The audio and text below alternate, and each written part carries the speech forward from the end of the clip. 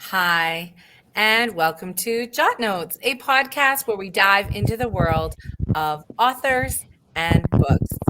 Guiding you on this journey is myself, Jenna Green, and Miranda O, who has the privilege of introducing our guest for today. Hi, Miranda. Hello, hello. I am super thrilled because today is our first episode and we get to talk to not only, but another really wonderful woman, another Canadian, another woman who goes out there and challenges the boundaries of the creative world. So we get to talk to Jennifer Lieberman today, who joins us from Maple, Canada. Now, she's an author and an actress who's appeared in over 30 stage productions in Toronto, New York, Los Angeles, Europe, and Australia. Her novel, Year of the What, was adapted into an award-winning solo show titled Year of the Slut. She has penned screen and stage plays as well as a wacky web series called Dumpwater Divas. Welcome, Jennifer. I'm so happy to have you today. Hello, Miranda, and hello, Jenna. And I am equally as excited to be here to talk to two fabulous female Canadian authors. I'm so excited that I get to talk to people who are part of my tribe. This is wonderful. You know what it is, and just as we were talking, kind of backstage, or before we went live, Jennifer and I just had discussed, or had a podcast together, and we were discussing about challenging the artistic world with feminine forward pieces. So your Year of the What and Year of the Slut, and it all kind of being adapted into one another. I really want to dive into, but we have so many topics to dive into. Now, as one creator to another, girl, what got you motivated to start this at the beginning? Okay, so it started off as a one-woman show called Year of the Slut, and I played 10 different characters. And I never thought ever in my life that I would do a one-woman show. I simply just didn't think I was a good enough actor. I thought I was good, but I didn't think I was that good. And when I moved to Los Angeles, I met a woman whose husband owned a literary agency. We met at a creative workshop, not an acting workshop, but just a workshop about creativity. And she's like, you got to write yourself a vehicle. You're a great writer. You're a great actor. You got to let people know you're in LA. And I met with her and we brainstormed some ideas. And that's how Year of the Slut came about. I had the title first. I had the title before I had the plot or the story. I just kind of jokingly said oh yeah, maybe one day when I'm in my 50s, I'll write, a story about my first year after my first heartbreak. And she's like, that title's great. It'll grab people right away. You should write that. And that's basically how it came about. And if you guys have seen the movie La La Land with Emma Stone and Ryan Gosling, it was kind of like that. Nobody really showed up. People from my acting class came, my mom came from Maple, Canada, but nobody from the industry who I worked so hard to showcase my talent for showed up. But there was a lesson. I was like, I actually am a good enough actor to be on stage by myself for an hour and a half and to play 10 characters, snapping from one to the other seamlessly. And I also had the most fun I had ever had performing up until that point in my life. So I was like, you know what? I'm going to keep working on this. And I ended up going to New York with it and winning the Audience Choice Award at a festival there. And that's when somebody suggested I make it a book. So I did, because I'm easily influenced whenever somebody's like, oh, that could be a break. That could be an opportunity. That could be your way in. So I've done half the things I've done in my career, I've done just trying to get in. Right. And Jenna and I have talked about this over and over. It's like when you think about a really successful artist, how many times did they get denied, doors slammed in their faces, ignored? Like by the time somebody gets a big break, that might have happened 20, 30, 40 times over a couple decades. We don't know. And we just look at oh man, they got the big break. They're so lucky. But there was a lot of blood, sweat, and tears that came behind those moments.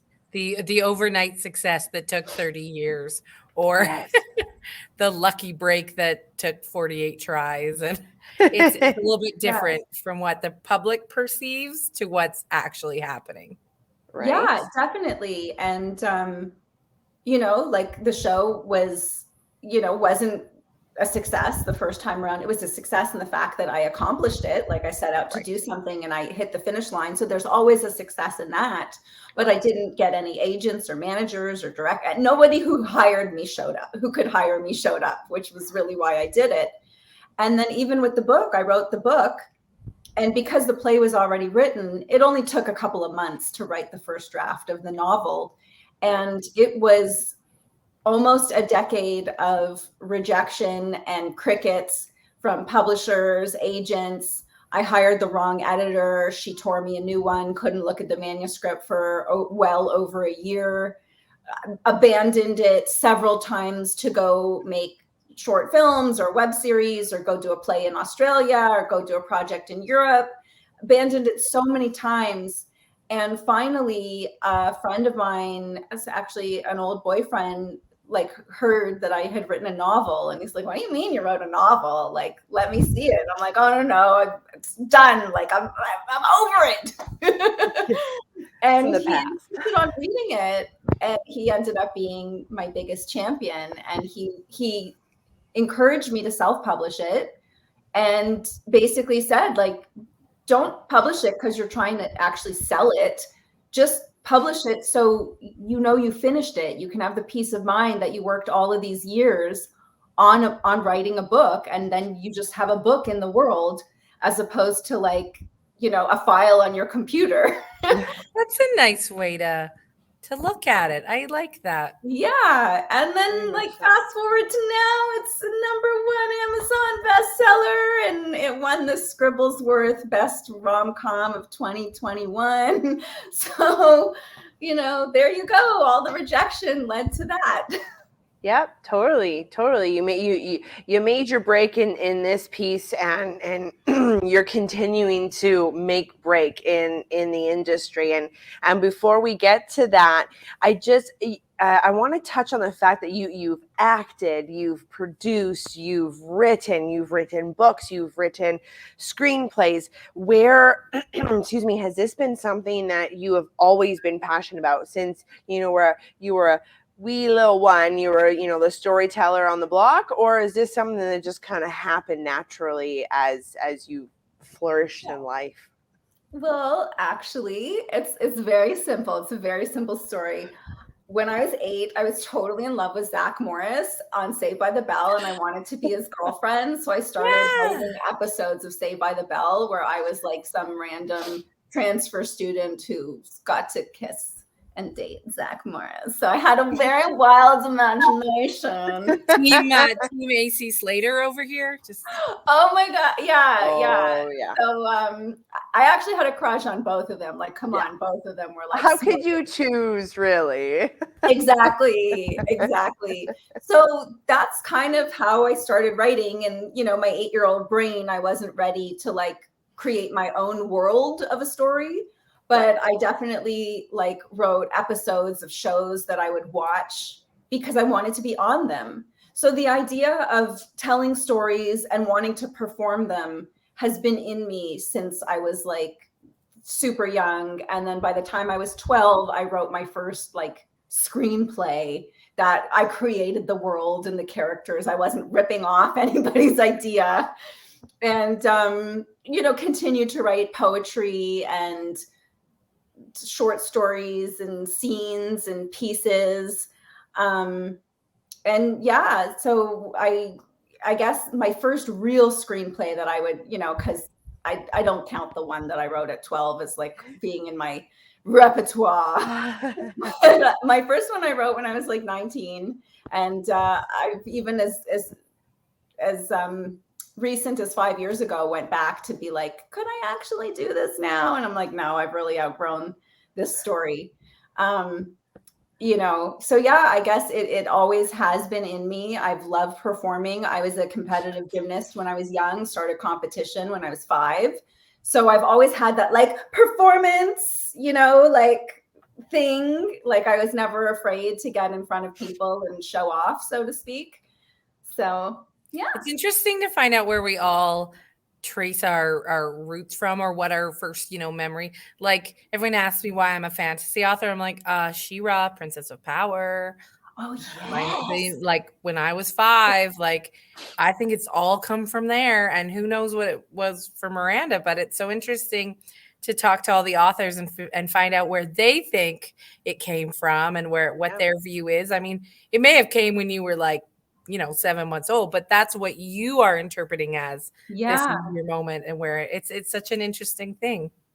Yeah, that's so funny. Like it's my dream. It's still my dream to be Buffy the Vampire Slayer. And like I don't mean to play her, I mean to like be her. Just embody. This is want to who be. I want to be. I don't know. She seems like she never gets a nap. Like I love Buffy too, but it seems like a lot of work. But she has superpowers.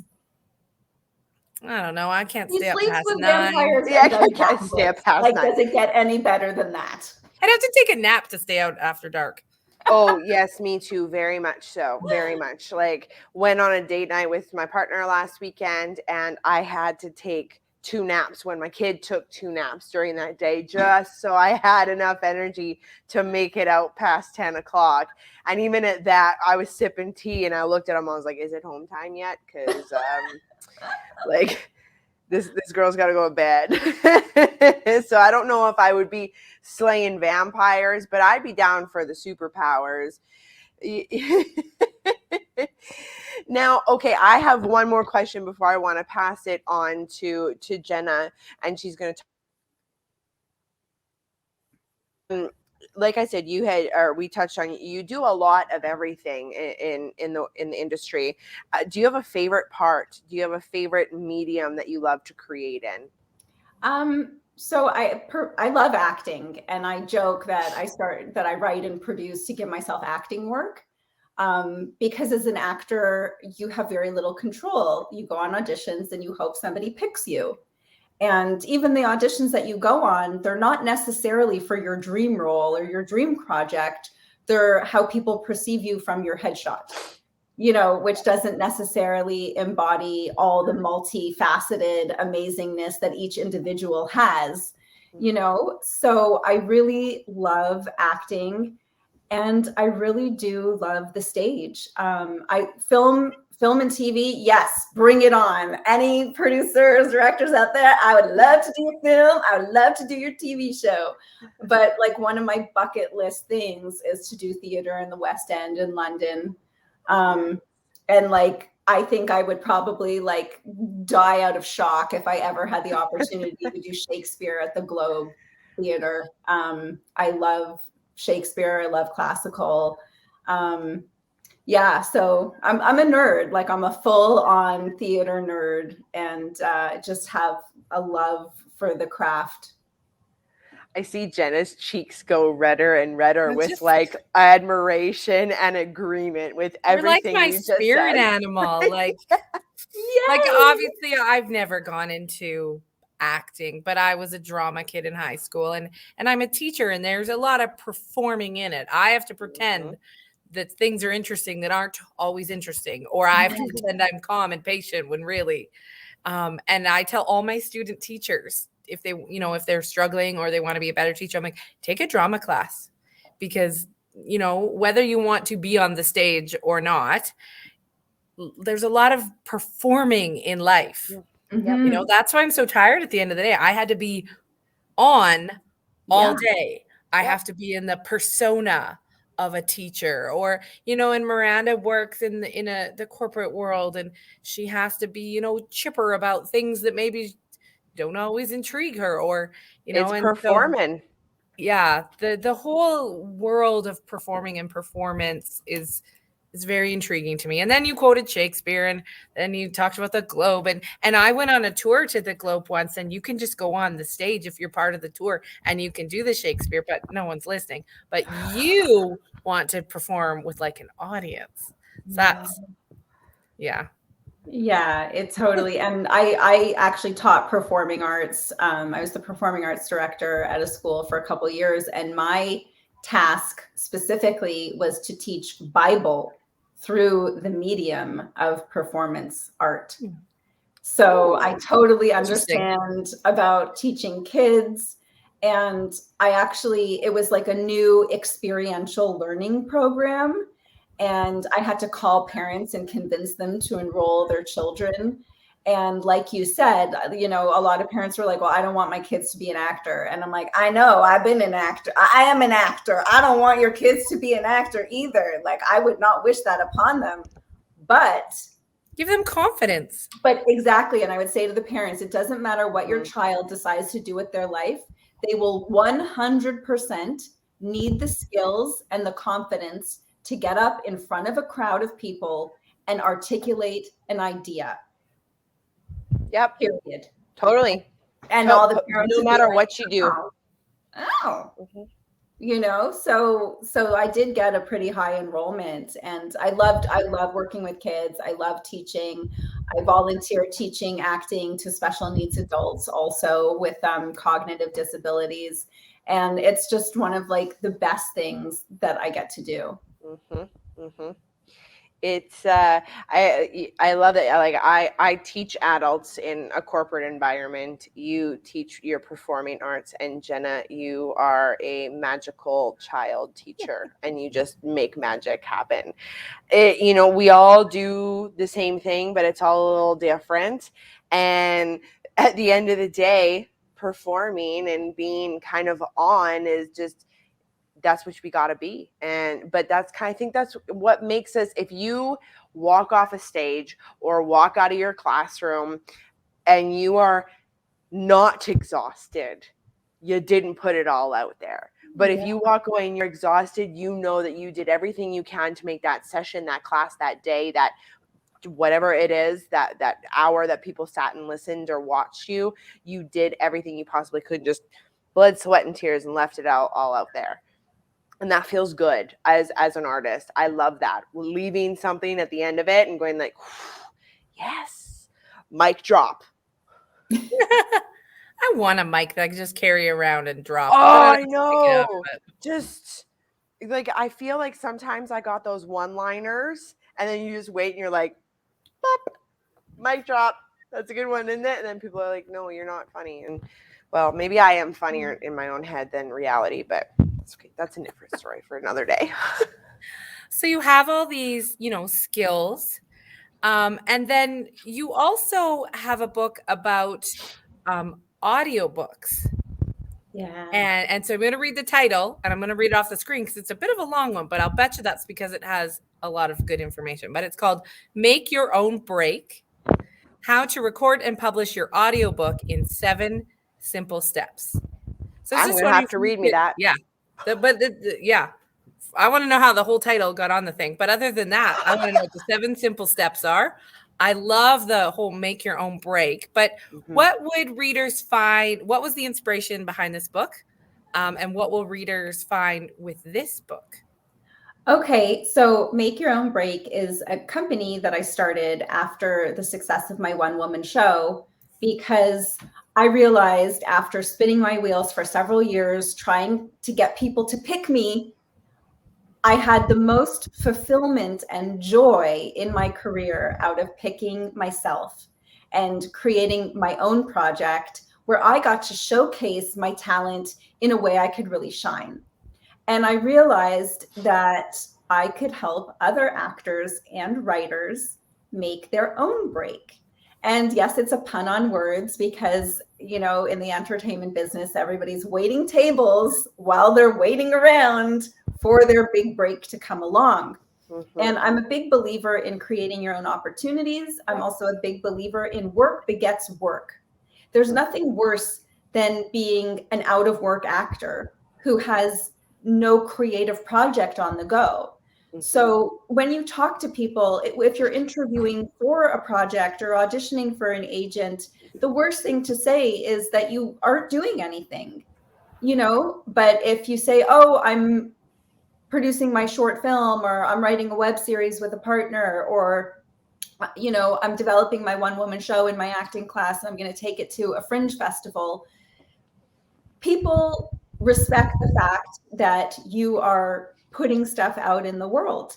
And also, all of these projects are ways to get into festivals, network with other people. So yes, so anyways, I created Make Your Own Break during the pandemic. A colleague of mine suggested I record my own audiobook. I messed up a lot, like a lot. Like I had to throw 2 months of work in the garbage.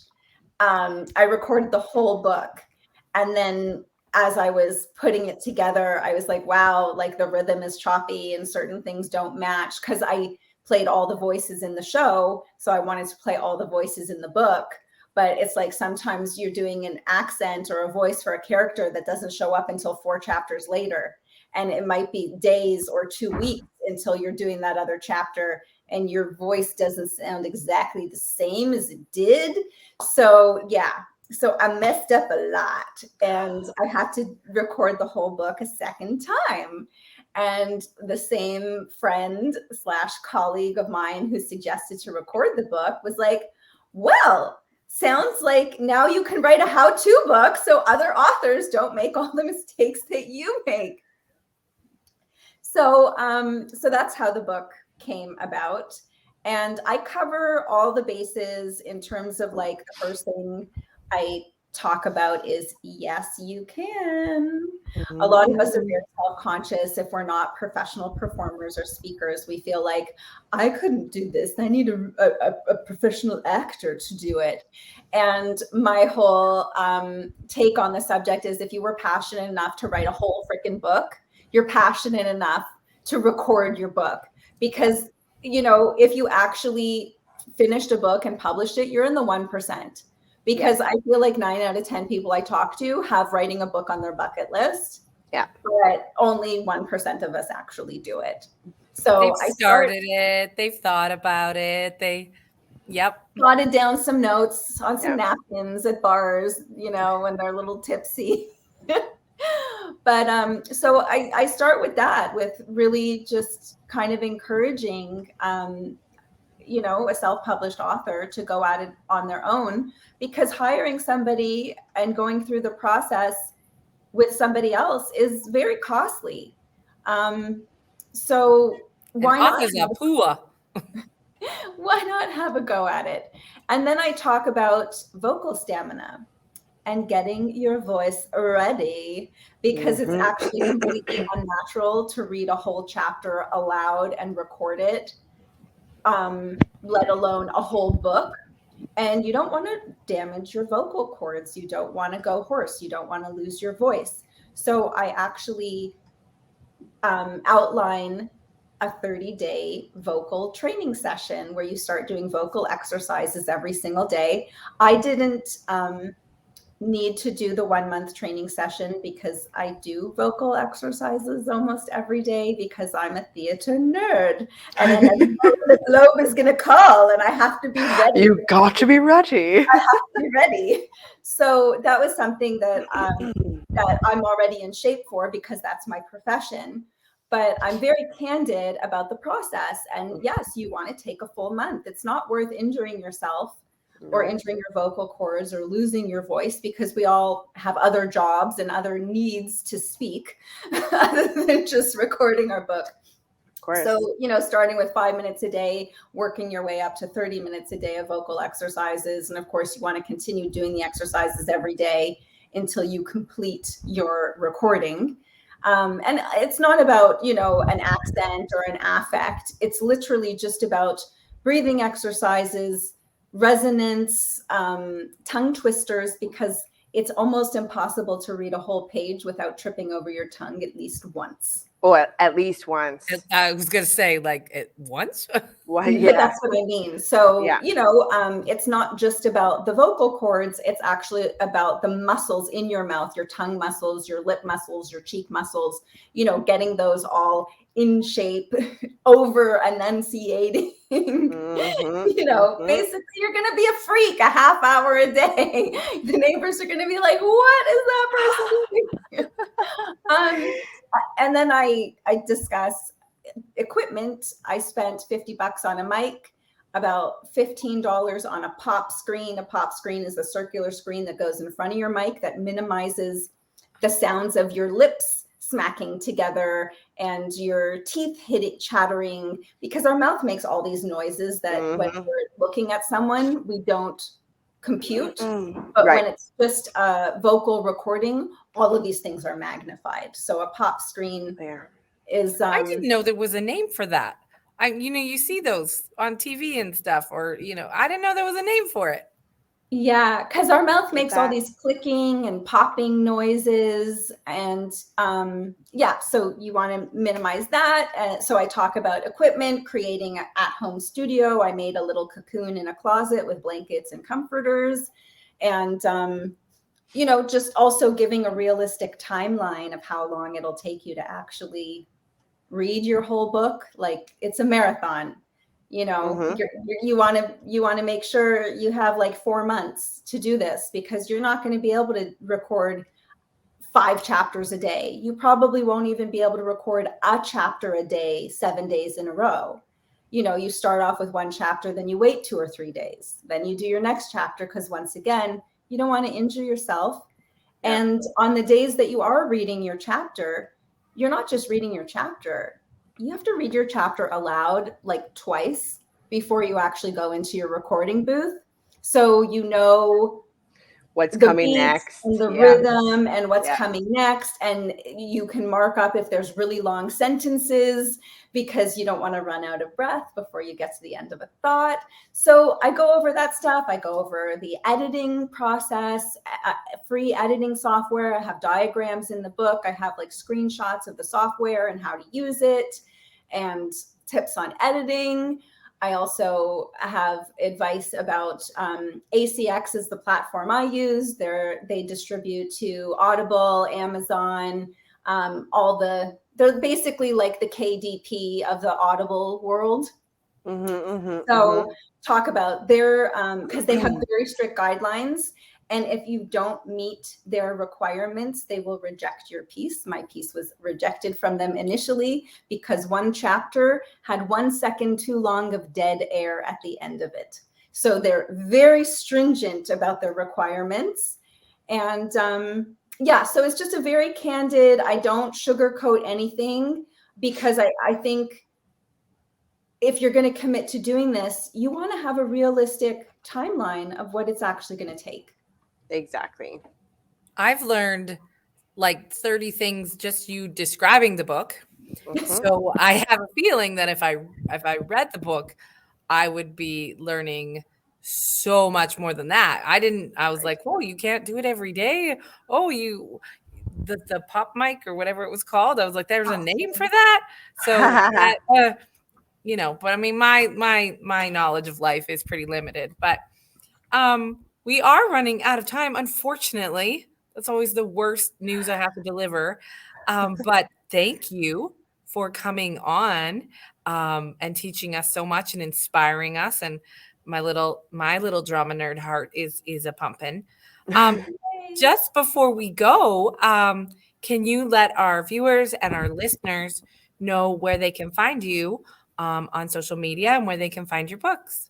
Great. So on social media, I am Jen Lieberman. So the @, I am Jen Lieberman, on all the social medias, Twitter, Instagram, Facebook. I'm not on TikTok. I don't know how to do that. But also my website is makeyourownbreak.com.